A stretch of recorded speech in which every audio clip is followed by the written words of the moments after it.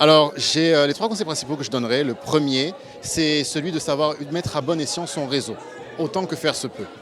Ce qui a fait la différence dans mon cas, ce qui m'a permis d'avancer, c'est de trouver un réseau de partenaires, d'abord d'experts qui ont adopté la vision du projet, qui ont choisi de le suivre et qui ont permis au projet d'avancer, d'avoir des partenaires aussi à terme financiers, des partenaires investisseurs. Ça a fait toute la différence. Je pense qu'il faut chercher à développer ce réseau le plus tôt possible, même si on n'a pas encore complètement abouti dans son projet. C'est bien de commencer à communiquer, de parler aux partenaires techniques comme financiers, du chronogramme, de la vision, afin le moment venu de faciliter l'effort de mise en place du projet en question. Le second conseil, c'est qu'il faut savoir se montrer innovant.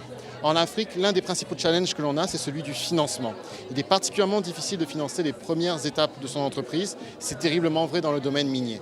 Et pour ce faire, il faut savoir aller penser, think out of the box. C'est-à-dire, par exemple, dans le domaine minier, chercher à fédérer plusieurs sociétés pour obtenir les moyens requis afin de faire avancer l'exploration. Derrière, mettre en place des unités pilotes pour faciliter l'effort de première exploitation, avoir un proof of concept qui va grandement faciliter derrière la levée de fonds pour permettre à des mines industrielles, par exemple, et dans le cadre d'entrepreneuriat, à des projets d'envergure, de voir le jour. Et le troisième conseil, c'est qu'il faut oser.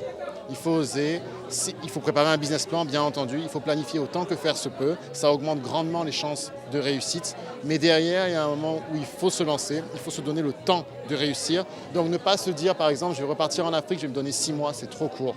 Une entreprise, pour qu'elle réussisse, elle met en moyenne 5 ans. Il faut se donner donc un minimum de plusieurs années, moi je dis strict minimum 2 ans, lorsque l'on rentre en Afrique, pour se donner une chance réelle de réussir, de faire la différence. C'est ça qui est la vérité.